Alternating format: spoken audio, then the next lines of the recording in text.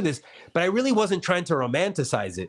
What I was trying to do was to understand it, because I interviewed people who went through this. I interviewed people who told me about the cost of this decision, right? Like, it's really like, I don't think we should romanticize revolution. I think we need to be honest about how and why this emerges as a viable option in a particular moment in time. But there are costs. I mean, to me, maybe I was a little bit too idealistic when I went down there and started interviewing people. And then when I heard the stories about the torture they suffered, about the disappearance of loved ones, there is a lot of violence that goes in, a lot more violence that is exercised to defeat the people who think that armed struggle is a viable option of resistance. And the people who say, I'm going to pick up a gun to wage revolution, they usually, almost usually, they're the ones who are demonstrating a particular revolutionary ethics that will set limits on the deployment of that violence and who suffers that violence, as opposed to a state or an entity that wages state terrorism and genocide in ways that are difficult for us to even comprehend today. We do this up like ants in a colony.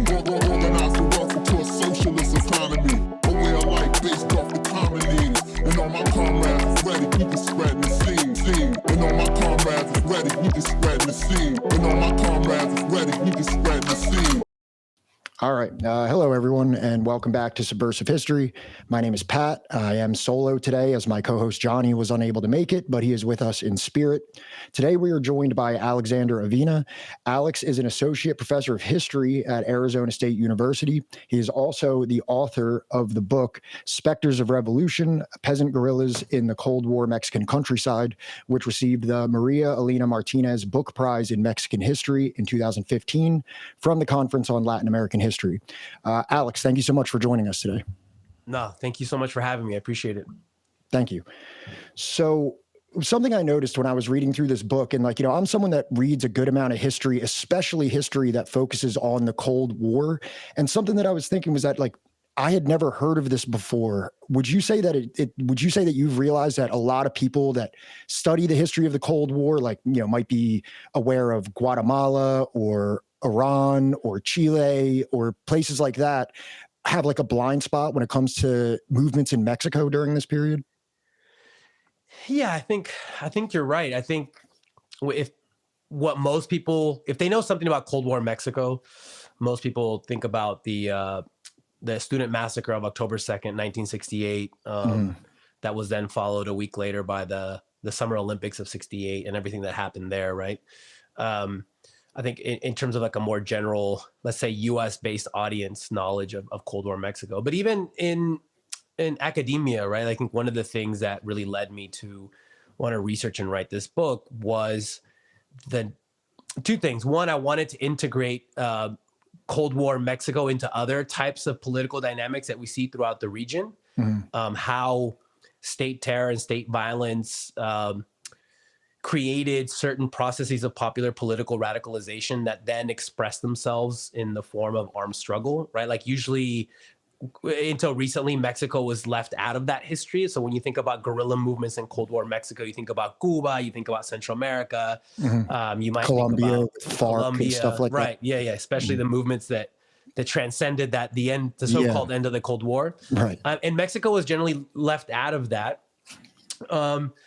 And then second, I also wanted to integrate Mexico into that other dynamic that shapes Cold War Latin America in general, which is dirty wars, right? State instances of state terrorism that these different type of regimes and dictatorships use to beat back popular political movements, armed or not armed, right? So we think about the Pinochet in Chile, or the Argentine military dictatorship, or the Brazilian military dictatorship. Yeah, when you say dirty war, the first thing I think of is Argentina's dirty war. Not so, Mexico didn't come to mind because I just wasn't as educated on it. Yeah, so Mexico in general enjoyed a certain Cold War exceptionalism that generally left these two dynamics or processes out of the history of that of the country during that time period.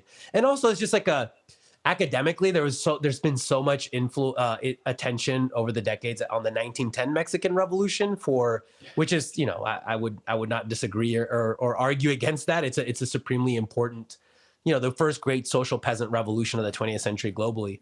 But I think people, my cohort or my generation of Mexicanists who are focused on post 1940 Mexican history have done a lot of work to integrate the country into Cold War Latin America, and to show that despite some differences, the country experienced similar dynamics and processes of political radicalization and state terrorism that we see in other places. And in some instances, Mexico actually predates some of the more infamous instances of state terrorism, like Pinochet in Chile, that begins in September of 1973. So yeah, and your book primarily focuses on revolutionary peasant movements that were active in the Mexican state of Guerrero during the 60s and the 70s. However, this story has roots that go decades deeper in Mexican history. A couple quotes I have from your book. The creation of Guerrero as a federal entity in 1849 was motivated by widespread peasant mobilizations, and also ritualized mechanics of overthrowing governors characterized Guerreranese. I'm sorry, I'm bad with that. The state of Guerrero political history since the 1850s. So this kind of like political activism was not something new that came during the Cold War, correct? No. This is long roots of popular radical politics in the Mexican state that we now know as Guerrero. Actually, the editor for this book made me cut a lot of words out of that first chapter, because I go back to like even before Mexican independence to show certain continuous political demands that different types of peasant movements in the state of Guerrero have been making for centuries. And broadly defined, it's things like, local democracy, local control over means of production, primarily land, and that these demands, will erupt, get defeated, go underground, and then reemerge in a different political context. It might be a different political language used to describe those elementary demands, but like fundamentally, it's the same thing. So one of the reasons why I go back in this history on 1960s, 1970 peasant guerrilla movements is to show that these guys weren't born with a Kalashnikov and a beret, right? They weren't like trying to imitate what the Cubans were doing, in the late 50s and early 1960s. They were obviously influenced by things that they were reading about in Cuba and other parts of Latin America, but their political demands go back at the very least to the Mexican Revolution of 1910, and really this idea that they were kind of redeemers of the Mexican Revolution, that at some point in the mid 20th century, the Mexican Revolution, or at least its radical ideals, had been betrayed by a new elite class, and that these peasant guerrilla movements of the 60s and 70s were going to redeem the most radical facets of the Mexican Revolution. And in that, they considered themselves kind of like revolutionary socialists, right? They weren't trying to overthrow the notion of a revolutionary Mexican state. They were trying to enact its most radical version that they saw had been betrayed around the 1940s, 1950s. And that's actually, what you just referenced right there is actually my next question. And from reading your book, I gathered that the 1910 Mexican Revolution is an important event in terms of contextualizing the later events in the book. I know you just briefly touched on it, but just in a little bit more to expound on it, can you describe the character of the 1910 revolution and how its outcome did not necessarily satisfy the rural population of Guerrero? Yeah. So the 1910 Mexican Revolution was, as I mentioned before, was the great first social peasant revolution globally of the 20th century. It's driven fundamentally by two demands, like local autonomy, local democracy, and the return of lands that had been stolen or plundered in the previous 4 decades, during which the country was under the dictatorial rule of a guy by the name of Porfirio Diaz.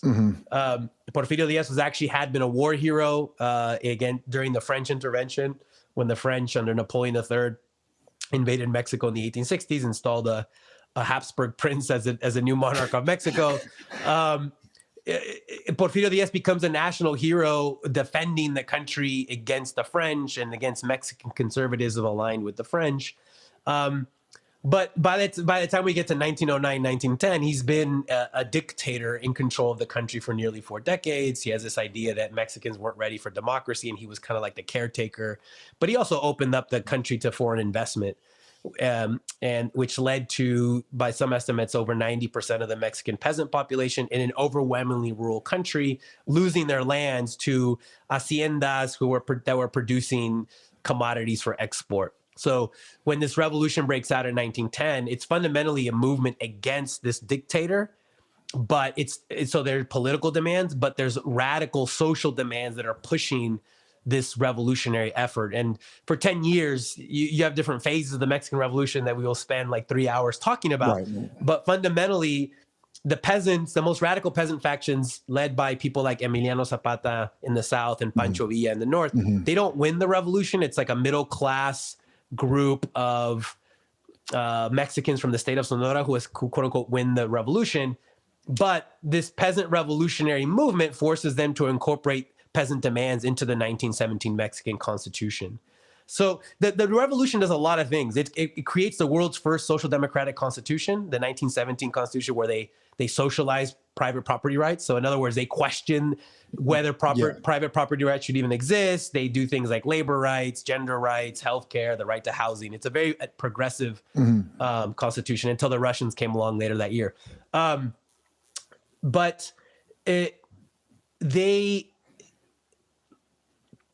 Let's put it this way, that there's one thing to have a social democratic constitution on paper, and there's another thing to actually enact those aggressive, progressive reforms. And it takes a long time, really up until the 1930s, to get some of the more radical facets of the Mexican Revolution and the Constitution enacted. So basically agrarian reform, which happens in the 1930s under then progressive leftist populist president Lázaro Cárdenas, and you have the nationalization of Mexican oil in 1938.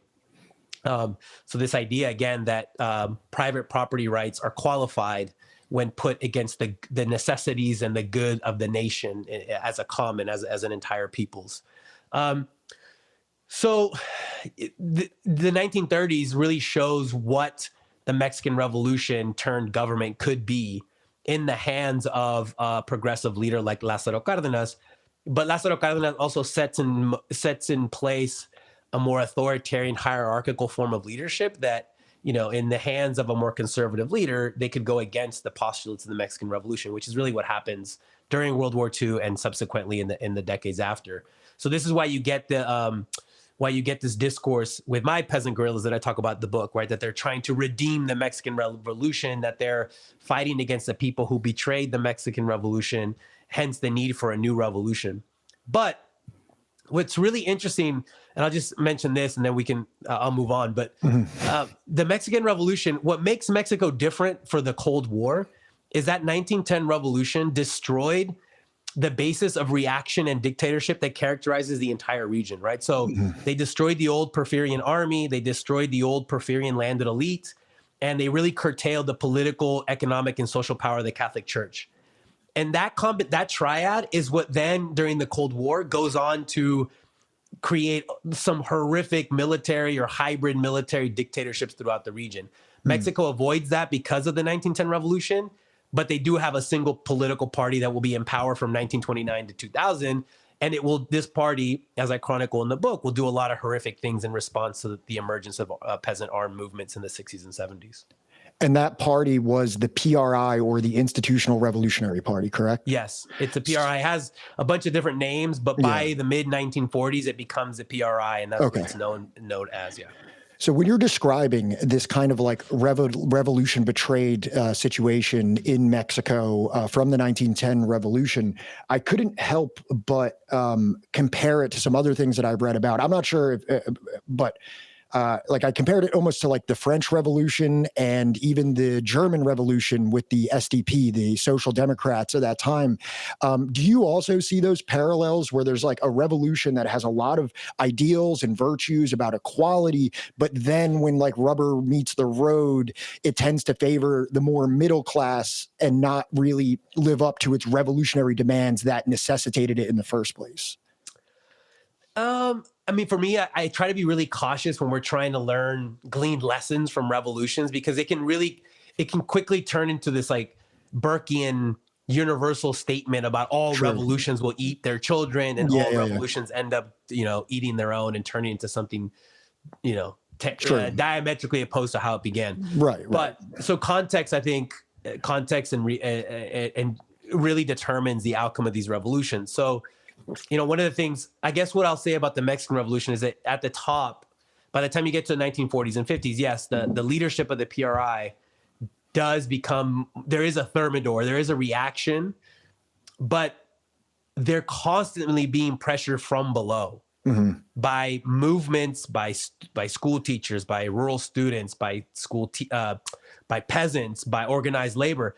They're constantly being pushed from below by these movements that can kind of wave the 1917 constitutions in their face and be like, you guys aren't living up to what you're supposed to be doing. Right. And that creates a more complex dynamic, right? In terms of whether we think about what happens to the Mexican Revolution as a betrayal or not. Politically, saying that this new political class has betrayed the revolution does a lot of work, right? Like there's these guerrilla movements are pretty strategic in terms of why they're using that discourse. But the PRI constantly has to negotiate. They're on this double-edged sword where they say, okay, the source of our legitimacy is this revolution. But then if we don't follow with the postulates of that revolution, what's going to happen to us at the top? So they're constantly having to cede ground politically, and they have to do stuff and give stuff to the people that they're ruling over. But what you start to see, especially in the context of the Cold War, particularly in the 1960s and 70s, is you start to see a hardening where the PRI opts for less negotiation, less co-optation, less trying to buy out popular leaders or social movement leaders, and to increasingly resort to certain forms of state terrorism as a way to kind of quash any sort of challenges to its political rule. And even to quash, like, not just even challenges, but just simple critiques of its authoritarian form of governance that is fundamentally dependent on like a capitalist modernization program that impoverishes the countryside. Got it. Okay. Yeah. Thank you for clarifying that. So now that we've briefly discussed the history that preceded the peasant movements of the 1960s, I believe it's probably a good time that we introduce them. The two organizations you primarily focus on are the National Revolutionary Civic Association, or the ACNR, and the Party of the Poor, the PDLP.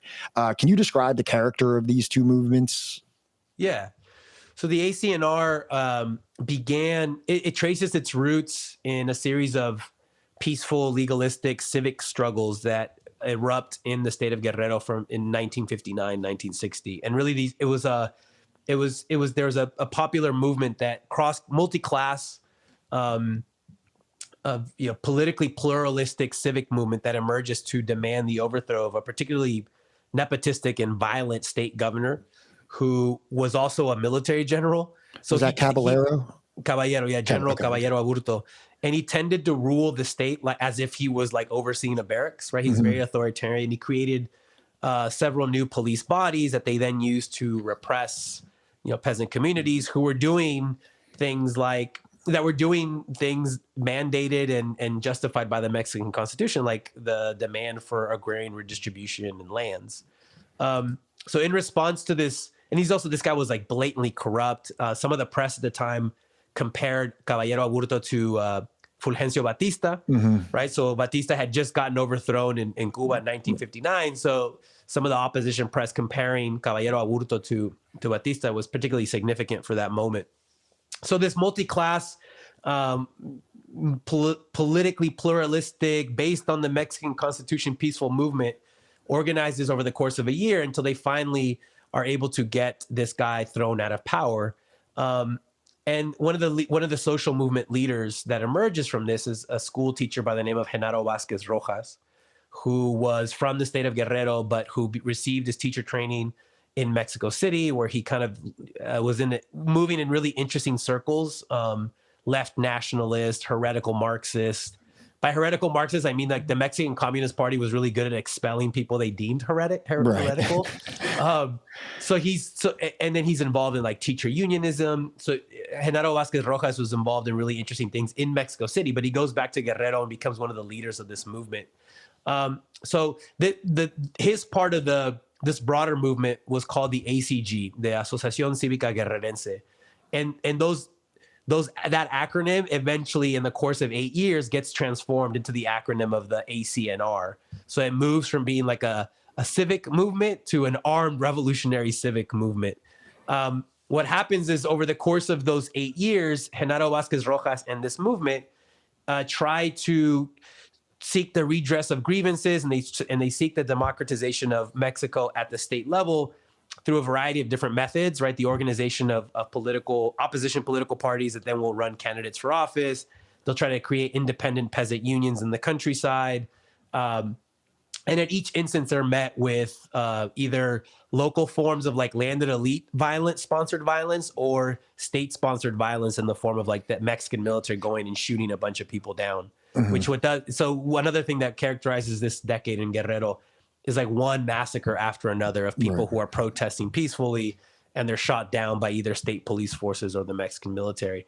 And what I argue in the book is that this creates this dialectic of popular political radicalization, where people like Genaro Vázquez Rojas eventually will reach the conclusion that if we keep doing like peaceful organizing and resistance, we're going to get killed.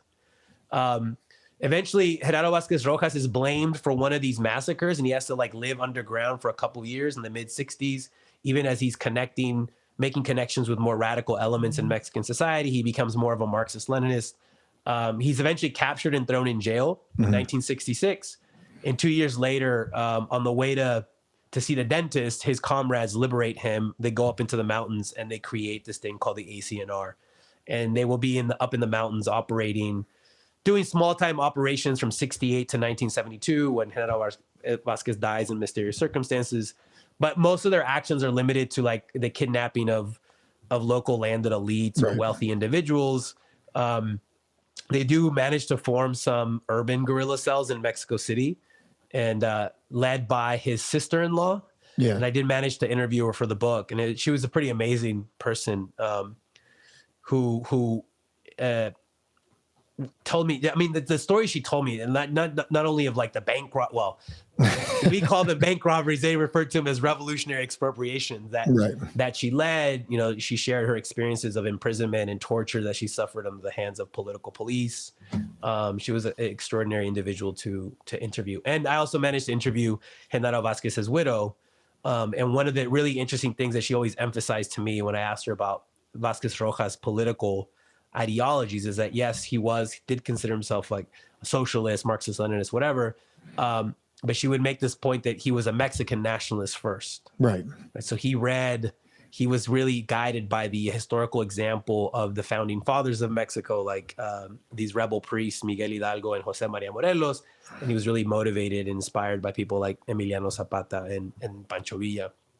And that combination of a certain form of revolutionary nationalism with revolutionary socialism really created the ideology of this movement that really was defeated in embryonic force. Like it never really grew beyond, a couple of dozen people up in the mountains and trying to do bank robberies and the kidnapping of wealthy individuals.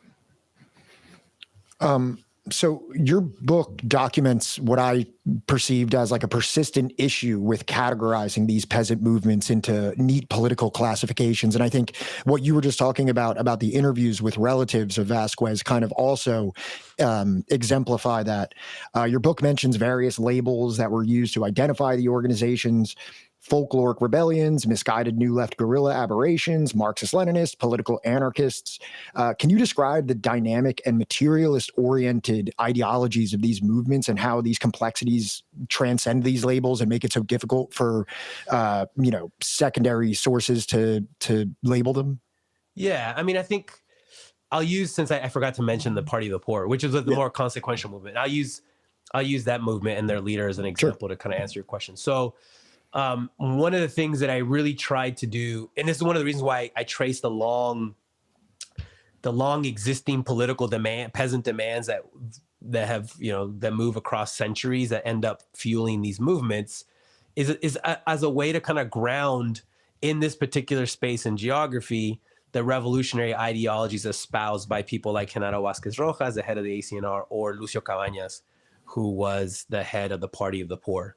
So, when some of the more traditional historiography of like this guerrilla left of Cold War Latin America would, place all the blame on like Cuba. Like all these guys, all these movements were directly inspired by Cuba, and these were just all like instances of imitation. And what I really wanted to show was that no, there's actually like long held local origins that speak more accurately to why people decided to risk everything in the pursuit of an unknown but revolutionary future.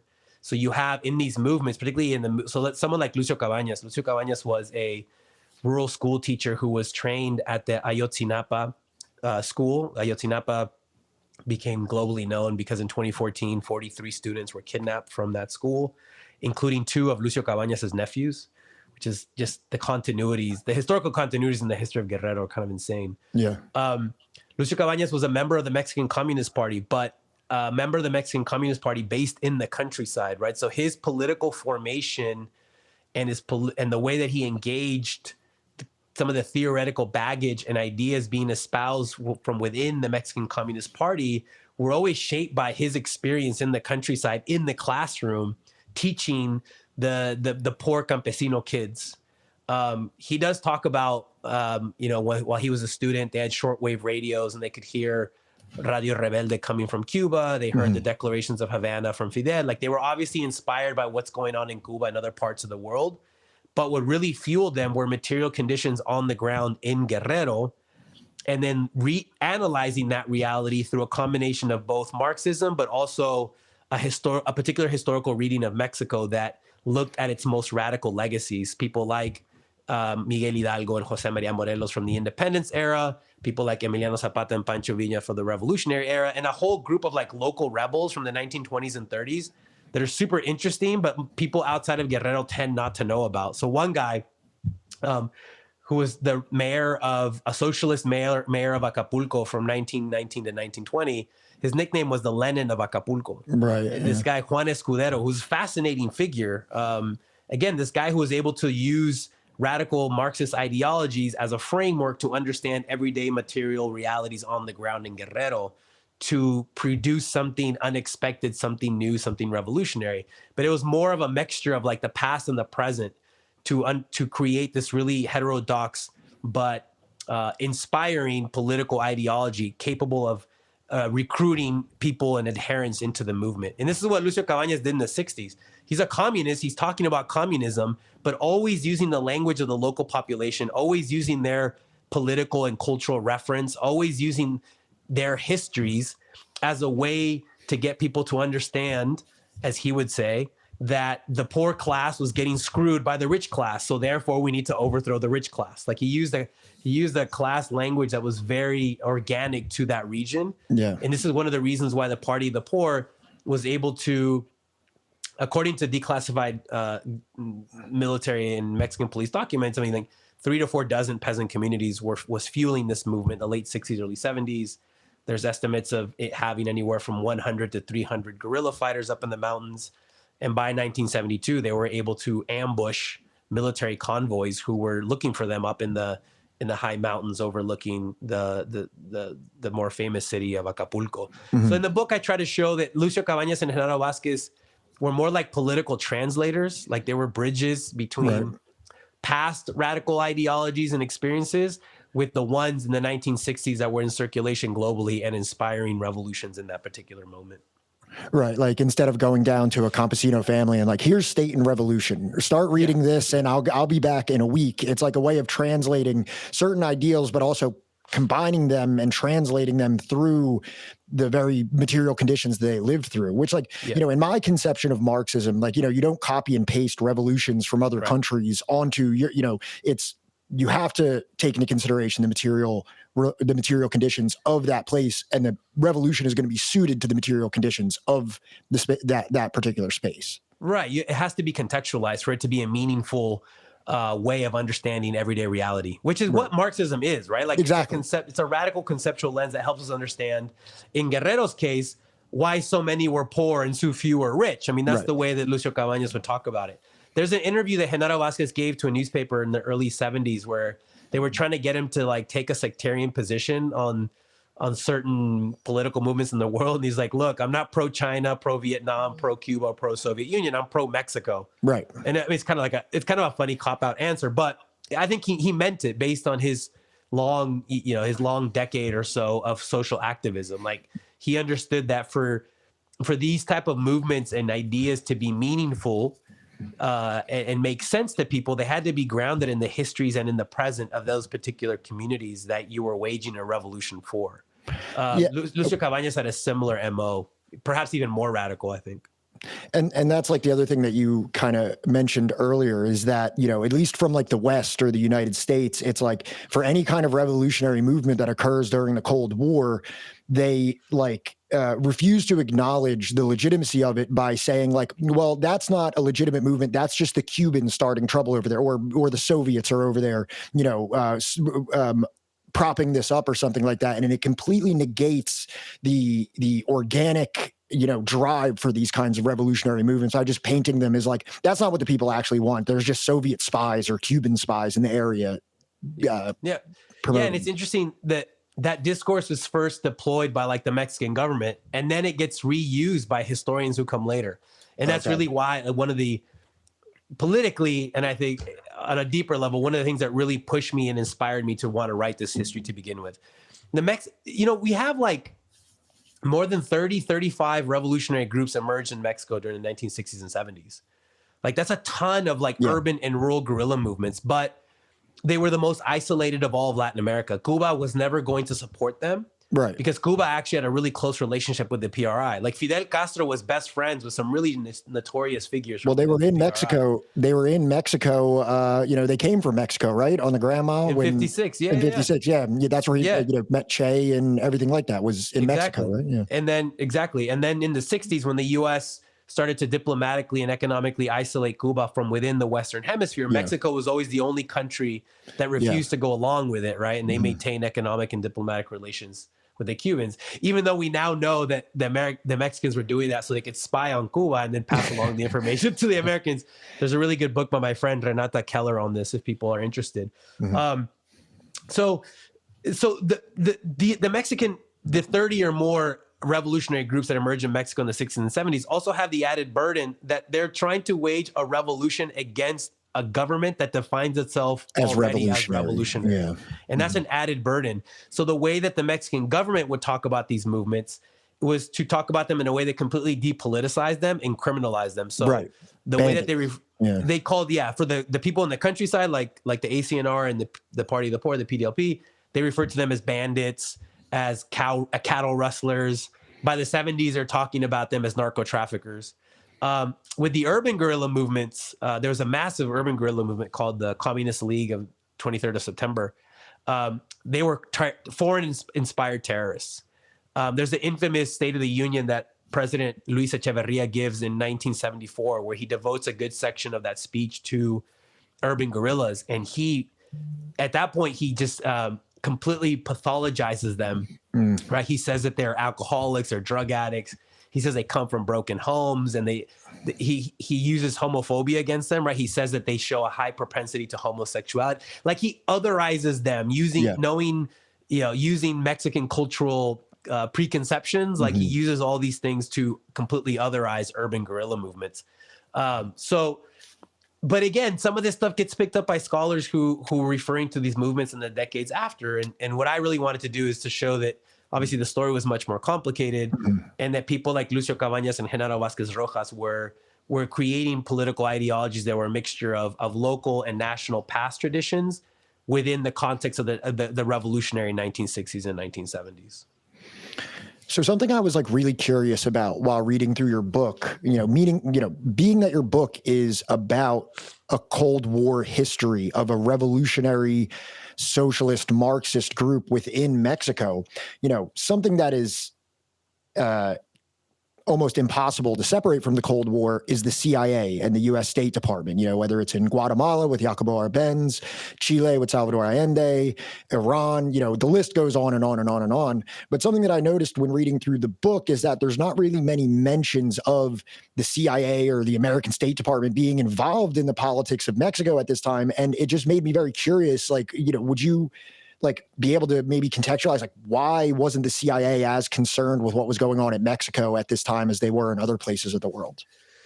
Yeah, it's a great question. I mean, so much of to this day, so much of Mexican national identity and nationalism is defined against the U.S., right? For historical reasons, right? Like there's an elementary anti-Americanism built into Mexican identity. So there was that stuff going on, right? We know now that 4 Mexican presidents from the early 60s up until the early 80s were on the CIA payroll. Like, we know that.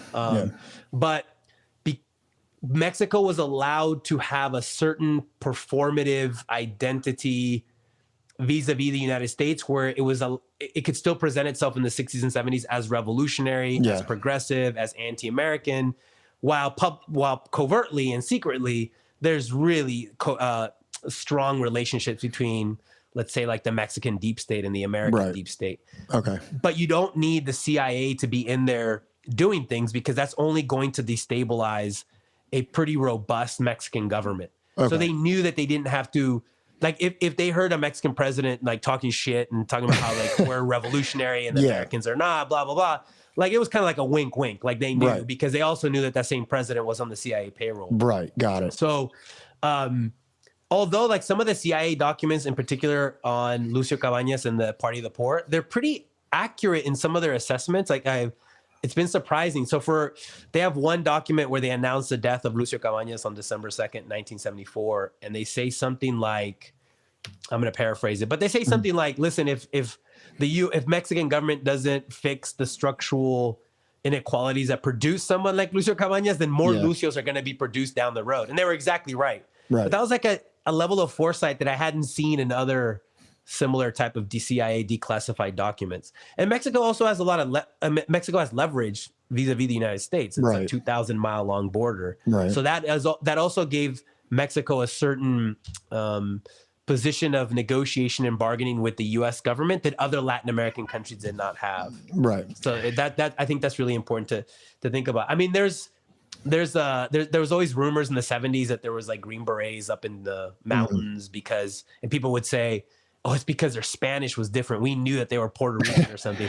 And more likely, they were actually Mexican troops from northern Mexico. And where they had a different accent, and they were there, sent in there to run around and chase the PDLP guerrillas. Okay. So your book mentions the work of Greg Grandin and his work on Mayan Marxist guerrilla groups in Guatemala during the Cold War. I probably should have checked the references. Was this referencing the last colonial massacre? Yeah, for sure. Okay. I'm a huge fan of that book. And actually, we just got Greg Grandin on for an interview in a couple weeks. So very, very excited about that. But my question for you is that these revolutionary movements in Guatemala that you were referencing here had a very pronounced indigenous element to them. So my question is, did the ACNR, the PDLP, have any specific position on indigenous rights within Mexico? That's a great question. The Party of the Poor did. Its first manifesto that they produced in 1972, kind of laying out their position in terms of why they were fighting, what they were demanding. One of the points was that they wanted gender equality rights, but they also wanted rights and equality for indigenous peoples. Guerrero is one of the most indigenous parts of Mexico to this very day. Okay. But so there was a lot of indigenous people within these movements, or? In other parts of Guerrero. Okay. The thing is, Guerrero's geography is like you have a slim coastline, a bunch of huge mountains in the middle that separates like the eastern and the southeastern parts of the state. These guerrilla movements, with few exceptions, were separated from the most indigenous parts of the state. Okay. The coastal area of Guerrero has a racial mixture of peoples that go back to the Spanish conquest of the Philippines and the Manila galleon that used to traverse the Pacific Ocean once a year after the 1560s. So coastal Guerrero is a mixture of Afro-Mexicans, Asian Mexicans, Filipino Mexicans. So this has been going on for like 500 years. But it's also not known as like the most black part of Guerrero, but it's not the most indigenous part. We do know that because we have fragments of a diary from Lucio Guerrero where a couple months before he was killed, he was in he was writing diary entrants in the language of Nahuatl. because his plan was to move beyond coastal Guerrero and to move into the more heavily indigenous areas of Guerrero. So part of my argument is that, yes, the EZLN, the Zapatistas in Guerrero get the attention of being like the first indigenous guerrilla movement, but you have clear precursors in Guerrero in their 1970s, particularly in the Party of the Poor. Is the EZLN in Chiapas and in Guerrero? They're in Chiapas. Okay, all right. Yeah, there's a different group that reemerges in Guerrero in the 1990s called the EPR, and then they split off, and it becomes the EPR and the ERPI. And gotcha. Yeah, it's all sorts of things. Yeah. But actually, that brings us pretty well to my next question here. Your book, you state that these peasant movements that we're discussing are an example that continues to inspire in contemporary rural Mexico. Can you explain the legacy of the ACNR and the PDLP and how they inspire current movements in Mexico? Yeah, so there's certain, particularly in Guerrero, there's still social movements involving teacher unions who are still maintaining alive the legacy of people like Vasquez Rojas and Lucio Cabañas because they were school teachers, right? So there's still a network of rural teacher training schools that are maintaining alive the histories and the legacies of these two peasant guerrilla movements. It's kind of dicey for, López Obrador, the previous president of Mexico, also known as AMLO, during his first efforts at becoming president, particularly in 2006, when he went to Guerrero, he would talk about Vasquez Rojas and try to include Vasquez Rojas in this broader narrative of like Mexican democratization, but he couldn't do that with Lucio Cabañas. And the reason he couldn't do that is because Lucio Cabañas killed a bunch of Mexican military. So Lucio to this day is kind of like, it still remains too subversive because of the fact that he was subversive history. Yeah, right. Nice. Because he took out, dozens of soldiers in several ambushes. But Vasquez Rojas was more easily incorporated into like this broader history of like anti-PRI democratization in Mexico. Got it. Their examples remain, I think, pretty subversive, to go back to your drop. There's a story, I don't know if I tell it in the book or in another article that I wrote. There's a story about a Mexican journalist, Diego Sorno, who goes to the capital city of Guerrero of Chilpancingo sometime in the 2000s, maybe 2000s. And he goes to the market and he sees that there's like vendors who are selling T-shirts. T-shirts have images of all like the pantheon of Mexican revolutionary heroes. But he doesn't see one dedicated to Lucio. And he's like, well, it's weird, right? We're in Lucio's state. Like, why isn't there one of Lucio? So he approaches a market woman, and he's like, hey, how come you guys don't have any Lucio Cabañas shirts? She's like, well, as soon as we put those out to sell, then the next day we get the police coming around and asking us questions. Because we got the good stuff in the back, Yeah, right. Yeah. And he's like, and then she makes a really interesting point. She says, they think that because he's dead, his example no longer inspires, if they only knew. And what she's referring to is that you have guerrilla movements in Guerrero to this day up in the mountains who are reclaiming the struggle and the traditions of Lucio Cabañas. They've kind of, in the last 10 years, I think the Mexican drug war has done a lot in Guerrero to really hit at not just instances of armed struggle, but any instance of opposition political organizing. Right. What you have on the ground locally, you'll have alliances between local narcos, state police, and military working together to prevent any sort of opposition political activity. And in the 2000s, they essentially used that alliance to take out like the last Lucio, this guy who was known by Comandante Ramiro, who was a very Lucio type figure. He was part of the ERPI guerrilla movement. And right before he died, he said, look, I'm being attacked by the Sinaloa cartel working with the Mexican military, working with state police forces. It's just like in Colombia, where they use this guise of anti-narcotics, military funding from places like the United States. But in reality, in a coalition between paramilitaries, the Colombian state, and narco traffickers, they're using this kind of like anti-narcotics situation to be able to just like root out subversive activity. Totally. Yeah. And actually the kind of research I'm working on now, I more or less use that thesis for Guerrero in the 1970s. One of the ways that the PDLP is defeated is through an alliance between the Mexican military, local narco traffickers, and like gunslingers working for landed elites. Right. And this is something that continues to this day in Mexico. When the Ayotzinapa students, the 43 students were kidnapped and disappeared in September of 2014, you did have a guerrilla communique emerge from like 3 or 4 different groups saying that they were going to avenge the students. And that's one of the last instances that we really have seen like a public manifestation of these guerrillas that theoretically are still up in the mountains in arms. But I think the drug war has done a lot to hit at these movements in ways that we don't even learn about because it's up in the mountains and it's local. But then also politically, the victory of Morena in 2018 kind of obviates like the need for the guerrillas to a certain extent, right? Like you have, especially AMLO's campaign in 2018, he did attract a lot of support from some of these ex-guerrilla people from the 1970s who identified him as being a member of the left. Right. So politically, they lose on that end as well, right? Like they don't have the PRI or the right-wing PAN to use as a way to recruit and to demand a new revolution. So on the topic of revolutionary violence, your book quotes Vasquez, who states, "The violence has been imposed upon us by the executioners that govern and pillage our people, that murder our people when they protest or defend themselves. They are the ones that have made violence into a magic formula of revolution." When I was reading this, I couldn't help but draw parallels to resistance groups in Palestine. I know that you're very vocal about the situation in Palestine online. I see the kafia behind you currently.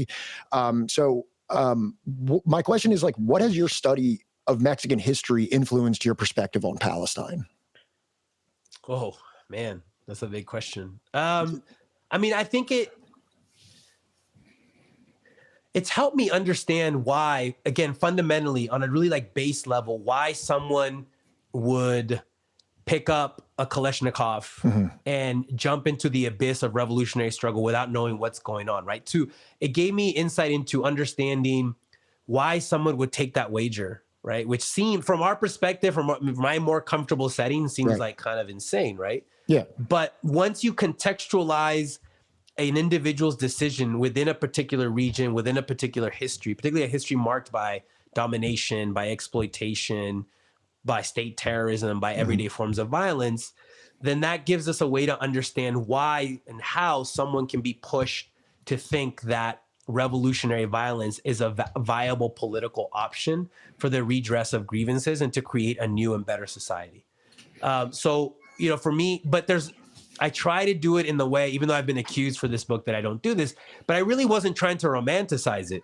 What I was trying to do was to understand it, because I interviewed people who went through this. I interviewed people who told me about the cost of this decision, right? Yeah. Like, it's really like, I don't think we should romanticize revolution. I think we need to be honest about how and why this emerges as a viable option in a particular moment in time. But there are costs. I mean, to me, maybe I was a little bit too idealistic when I went down there and started interviewing people. And then when I heard the stories about the torture they suffered, about the disappearance of loved ones, there is a lot of violence that goes in, a lot more violence that is exercised to defeat the people who think that armed struggle is a viable option of resistance. And the people who say, I'm going to pick up a gun to wage revolution, they usually, almost usually, they're the ones who are demonstrating a particular revolutionary ethics that will set limits on the deployment of that violence and who suffers that violence, as opposed to a state or an entity that wages state terrorism and genocide in ways that are difficult for us to even comprehend today.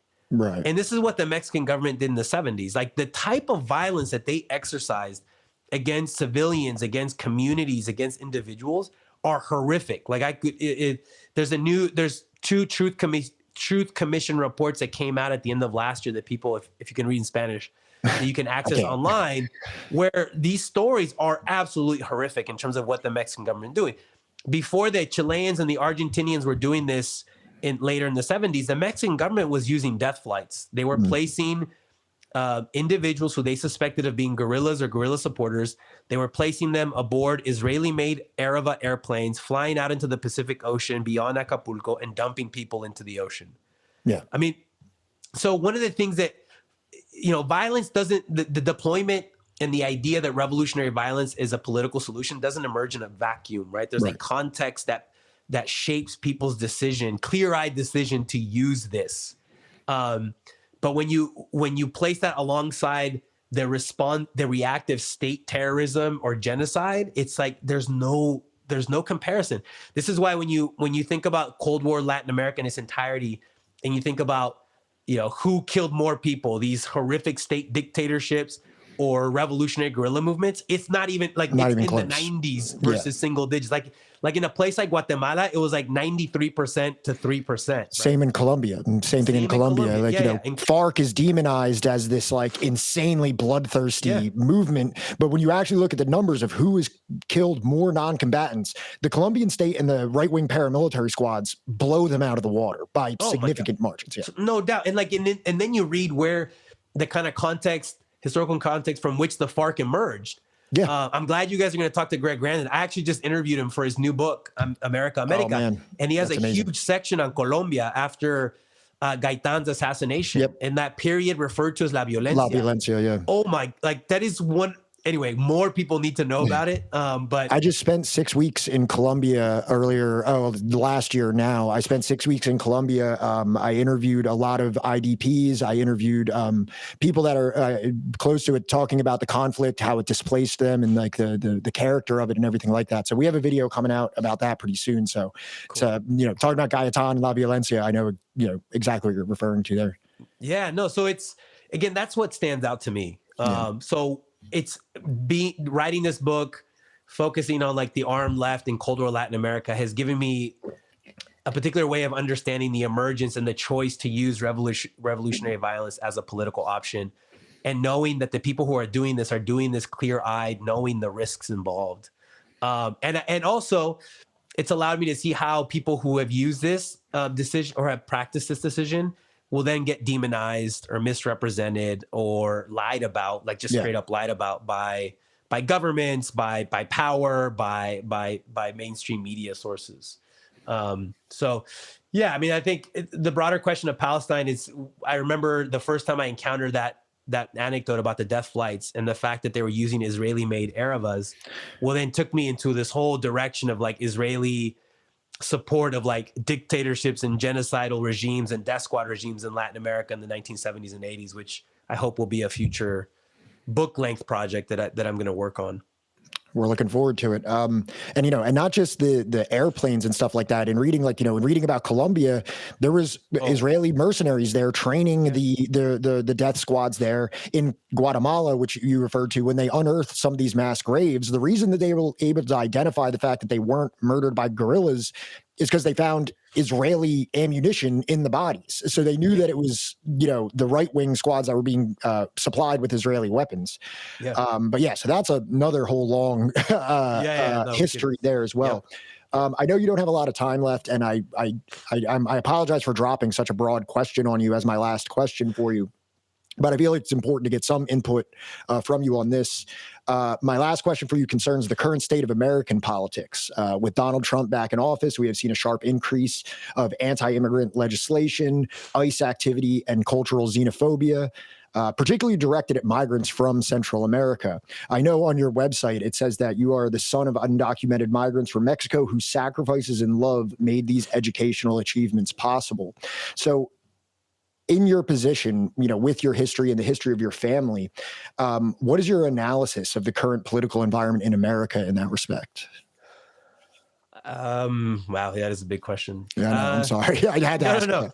I mean, I think one way that I understood this is to think about Aimé Césaire and his great book, A Discourse on Colonialism, where he develops the notion of imperial boomerang. And this idea that the deployment of U.S. imperial power abroad eventually comes home and impacts and leads to fascistic tendencies internally, the same type of fascistic tendencies that U.S. empire was, deploying and implementing abroad throughout the global South. And that's the way I understand this. I think, there's been a longstanding, mostly academic, some political debate about whether what we've seen in the U.S. is fascism, but which I don't want to get into. Yeah. But if there is in one area where we've seen, I think, outright fascism, and this is for decades now, is at the U.S.-Mexico border, right, and how undocumented migrants and refugees who have a right to claim asylum in this country per U.S. law and per international law have suffered various forms of U.S. fascistic violence. And, you know, one of the things that I see now is essentially that imperial boomerang coming home. There's no more frontier. So to use Grandin's work, right? The Furies are unleashed and they have nowhere else to go but inside. And this is what I see, where, you know, the things that we've seen the last couple of since Trump took office and Doge began its operations is that they're shock doctrining the U.S. society in a really quick, brazen, plundering way, right? They're not taking a decade or 2 decades the way that Reagan and Clinton did it. They're just doing it in front of our face over the course of days, you know, without tanks and helicopters and Hunter Hawker jets like Pinochet did in Chile. Right. But it's still a similar economic logic, right? Where they're shock doctrining U.S. society. So that's another way that boomerang has come home. I worry that we are on the verge of the type of violence that we've seen elsewhere deployed against otherized and criminalized populations like undocumented migrants. Like I'm really worried that, you know, every day I see Kristi Noem out there in a flak jacket with ICE officers dressed like they're about to go into Fallujah, some of whom may have been in Fallujah or trained as part of BORTAC or some special border patrol, you know, force in Afghanistan or Iraq with long guns, you know, going into like neighborhoods and apartment complexes and terrorizing people. I worry about where this is going to lead us, right? So, you know, I see it as someone whose parents were undocumented and who took incredible risks to give their kids a better life in this country. Like I see it, my public position is to denounce that, to speak out against it, to write against it, and to use what knowledge and methodologies that I have as a historian to kind of highlight the roots of this, to show that it's a bipartisan project that goes back to the 1980s at least. And we need to push people in power to, essentially we need to, I don't know, I think about CLR James's quote from his great Black Jacobin's History of the Haitian Revolution, where he says, you know, rich people are only defeated when they're fleeing for their lives. And like, there needs to be something that disciplines these oligarchs and these wealthy individuals back into their spaces. We need some economic class traders like we saw in the 1930s. You know, FDR and the New Deal was an anti-fascist program. So we need some of that. The problem that makes me really mad is that we don't see that from the Democrats. If anything, they're willing collaborators. And regionally speaking, Latin America has saved the U.S. once before, but they're not going to do it this time. This is all in the U.S. And what we're seeing is a rapidly declining empire, and we have to live through it and experience it. And we have to kind of stake out our position in terms of defending, from my perspective, right, defending those populations who are being otherized and attacked, like migrants, like trans folks, like people of color in general. Alexander, Avina, thank you so much for coming on and speaking to us today. I know that we're on really short time right now, but is there anything you'd like to plug or anything like that anybody that's listening to this can follow you or support you? No, man, I don't have nothing. I don't have anything to plug. Thank you so much for having me on. If I just shit post on Twitter, so I'm still on that hell site. So I just at Alexander_Avina. That's everything that I do. I'll post on there. Thank you so much, man. Well, I thoroughly enjoyed your book. For anybody else out there listening, Specters of Revolution, check it out if you really want an interesting and compelling look into Cold War history of Mexico. Alex, thank you so much. We appreciate you, man. Thank you so much.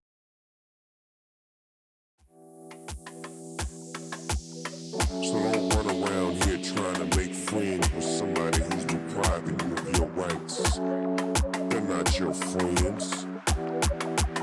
No, they're your enemies. And treat them like that and fight them, and you'll get your freedom. My repertoire is USSR. Be a low style, be a low style, got thrown out the car. Guys with subversive plots. They'll call you an extremist or subversive or red radical. Guys with subversive plots. Red radical, and fight them. Capitalism and democracy, capitalism and democracy are not synonymous. We group itself like ants in a colony. Organize the wealth into a socialist economy. A way of life based off the common needs. And all my comrades is ready, people spreading the seed. And all my comrades is ready. ready, we just spreading the seed. And all my comrades is ready, we just spreading